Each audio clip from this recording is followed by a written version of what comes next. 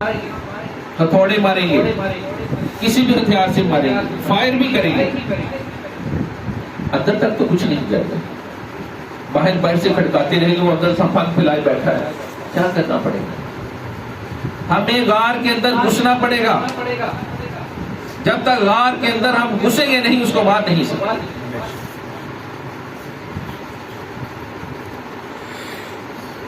اور یہ جو انسان کا جسم ہے، یہ ایک غار کی مانند ہے، ایک غار کی مانند ہے۔ اس کے اندر جو نفس ہے، جو شیطان ہے، وہ ایک پھن پھیلائے ہوئے بیٹھا ہے۔ اب ہم ذکر کرتے ہیں ظاہر سے پڑھتے رہتے ہیں، سارا دن قرآن پڑھتے ہیں، تفسیر پڑھتے ہیں، ریاضت و عبادت کرتے ہیں، شب بیداری کرتے ہیں، لیکن جو ہی زبان بند ہوتی ہے ذکر ختم ہوتی ہے۔ اور پھر سب سے بڑی بات یہ کہ ہماری جو لڑائی ہے، ہمارا جس کے ساتھ مقابلہ ہے، جو ہمارے مد مقابل دشمن کھڑا ہے، وہ ہمیں نظر ہی نہیں آتا۔ ہماری لڑائی اس کے ساتھ ہے جو ہمیں نظر ہی نہیں آتا، جو ہمیں دکھائی نہیں دیتا، اور جو دکھائی نہ دے اس کے ساتھ لڑیں گے کیسے؟ دشمن بھی اندر بیٹھا ہے، ہمیں نظر بھی نہیں آتا، اور ہم نے اس کے ساتھ لڑنا بھی ہے، تو کیسے لڑیں گے؟ یعنی کوئی ایسی غیب کی چیز ہوگی جو غیب کے ساتھ ہی لڑے گی۔ میرے محبوب صلی اللہ علیہ وسلم نے حکم فرمایا، اسم اللہ شیئن طاہرن لا یستقر الا بمکان طاہر۔ فرمایا اللہ تعالیٰ کا اسم پاک ہے، اور وہ صرف پاک جگہ پہ رہے۔ اللہ تعالیٰ کا اسم پاک ہے اور صرف پاک جگہ پر رہ سکتا ہے۔ یہ جو انسان کا جسم ہے، اس میں دو چیزیں ہیں۔ یہ جو انسان کا جسم ہے، اس میں دو چیزیں ہیں، یا رحمان ہے یا شیطان ہے، اور ایک وقت میں ایک ہی رہ سکتا ہے۔ سبحان اللہ۔ یا شیطان رہے گا یا رحمان رہے گا۔ ماشاءاللہ۔ ابھی کیا ہے؟ اگر غور کریں تو ہمارے دلوں پہ شیطان کا قبضہ ہے۔ اگر ہم غور کریں تو ہمارے دلوں پہ کس کا قبضہ ہے؟ شیطان کا، کیونکہ ہمارے حالات بتا رہے ہیں، ہمارے معاملات بتا رہے ہیں۔ تو فرمایا ایک وقت میں کیا ہے؟ ایک ہی رہ سکتا ہے، یا شیطان رہے گا یا رحمان رہے گا۔ تو جب حکم ہوا کہ اسم اللہ شیئن طاہرن لا یستقر الا بمکان طاہر، کہ اللہ کا اسم پاک ہے، صرف پاک جگہ پہ رہ سکتا ہے، تو پھر کیوں نہ ایک ایسا اسم پڑھا جائے جو صرف اندر کو پاک کر دے، جو پاک جگہ پر ہی جا کے رہے گا، اور جس کے ذریعے وہ جو دشمن ہمارا ہمیں نظر نہیں آتا وہ بھی بھاگ جائے۔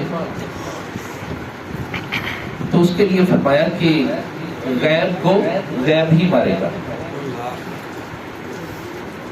تو یہ جو ہم ذکر کرتے ہیں اللہ کا سانس کے ساتھ، یعنی منہ بند کرتے ہیں، ناک سے سانس لیتے ہیں، لمبا سانس لیا، دل میں پڑا اللہ، ناک سے سانس باہر نکالا، دل میں پڑا ہو اللہ ہو۔ یہ دیکھیں کہ منہ بند کیا، سانس کے ساتھ ہی ہم پڑھتے ہیں۔ سلطان باؤ رحمۃ اللہ علیہ فرماتے ہیں کہ عاشق پڑھن نماز پھرندی، جے وچ حرف نہ کائی ہو، جب نہ ہلے ہونٹ نہ پھڑکن، اصل نماز سوئی۔ فرمایا یہ جو اللہ ہم پڑھتے ہیں، دیکھنے میں یہ ذکر ہے، لیکن فرمایا یہ اصل نماز یہی ہے جو ہم 5 وقت نماز پڑھتے ہیں، وہ نماز وقتی ہے۔ یہ جو سانس کے ساتھ ذکر کرتے ہیں، یہ نماز دائمی ہے۔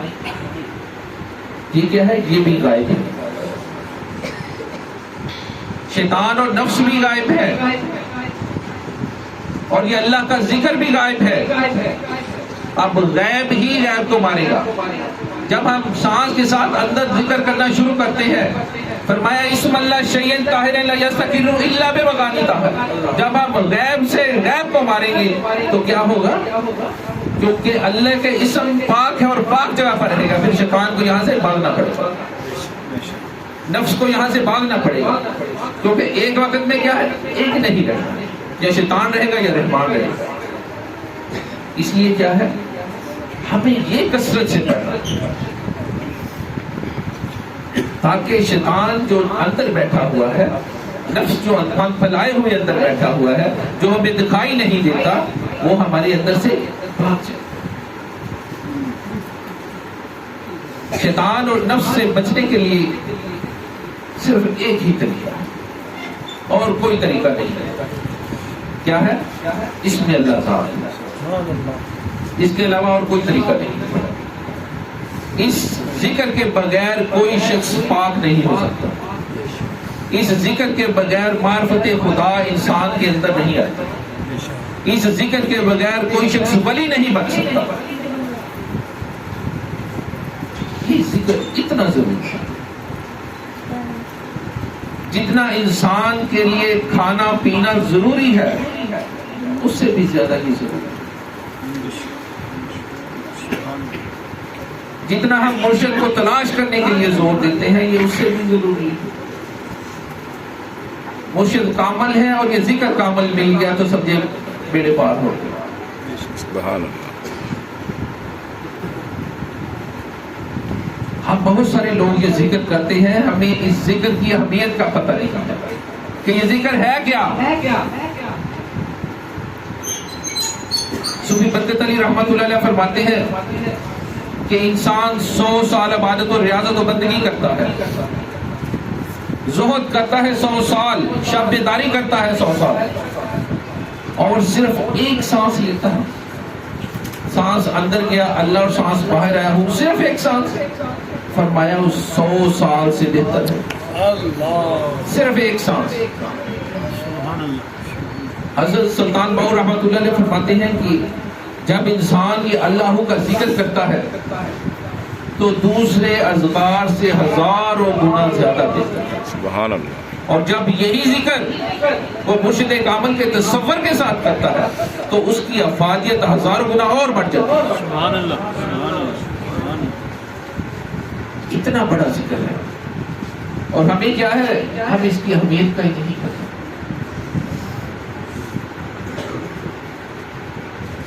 سلطان باؤ رحمۃ اللہ فرماتے ہیں سیدھے وچ مقام ہے مرشد گل سمجھائی ہوئی، یہ سا جو آوے جاوے اور نئی شے کھائی ہو، سبحان اللہ۔ اس نو اس میں اعظم آکر ایو سجے الائی ہو، ایو موت حیاتی باہو، ایو بیت الائی ہو۔ سبحان اللہ، ماشاءاللہ۔ یہ جو بیت الائی ہو اس کو سمجھیں کہ اس کے اندر میرے مالک کا بیت چھپا ہوا ہے، اس لیے اس کی اہمیت ہے۔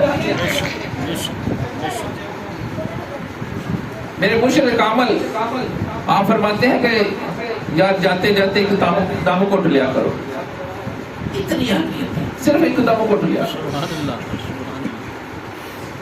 اس ذکر کو سمجھو، ساری عبادتوں کا، ریاضتوں کا مرکز یہی ایک ذکر ہے۔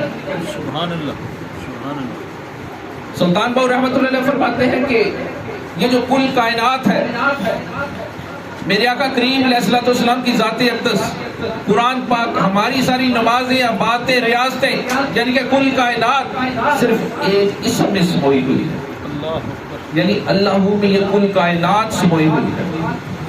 میرے محبوب صلی اللہ علیہ وسلم کی ساری ذات لفظ میں سموئی ہوئی ہے، اللہ یہ اتنا بڑا ذکر ہے،